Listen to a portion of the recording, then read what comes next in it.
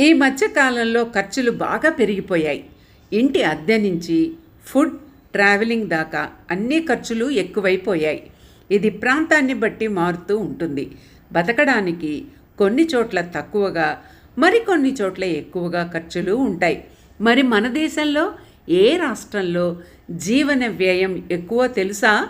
ఆ వివరాలేమిటో చూద్దామా? Living cost website దేశవ్యాప్తంగా డేటాను సేకరించి క్రోడీకరించి మధ్యతరగతి కుటుంబాల నెలవారీ జీవన వ్యయాన్ని అంచనా వేసింది.